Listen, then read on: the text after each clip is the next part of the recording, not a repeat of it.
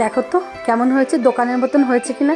আজকে তোমাদের 1 মিনিটে আমি চিলি চিকেন রান্না করা দেখাবো। প্রথমেই নিয়েছি হাড়ছাড়া মুরগির মাংস, আদা রসুন বাটা, গোলমরিচ গুঁড়ো, একটা গোটা ডিম, আর একটু সয়া সস, একটু চিলি সস, একটু লঙ্কার গুঁড়ো, নুন, কর্নফ্লাওয়ার।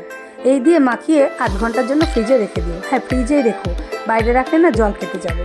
তারপরে খুব সহজে তোমাদের রান্নাটা আমি দেখাবো, সেই জন্য 1 মিনিট সময় নিয়েছি, তার বেশি লাগবে না।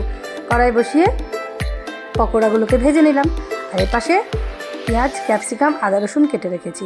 প্রথমে পকোড়া ভাজার তেলের মধ্যে আর একটা সস বানিয়ে নিও। হ্যাঁ, ওই red chilli sauce, soya sauce আর টমেটো সস দিয়ে। প্রথমে দেখতে পাচ্ছ কড়াইয়ের মধ্যে পেঁয়াজ, আদা রসুন দিয়ে দিলাম, তারপর পেঁয়াজ ক্যাপসিকাম দিলাম, নুন দিলাম। যেই ওগুলো ভাজা ভাজা হয়ে গেল, সসটা জলে গুলে দিয়ে দিয়েছি, আর পকোড়াগুলো দিয়ে দিলাম। নামানোর আগে একটা জিনিস দিতে ভুলো না, সেটা হচ্ছে চিংসের চিলি চিকেন মশলা। তারপরে দেখো কত সুন্দর তৈরি হয়ে গেল, গরম গরম রুটি দিয়ে শীতের রাত্রে। উফ!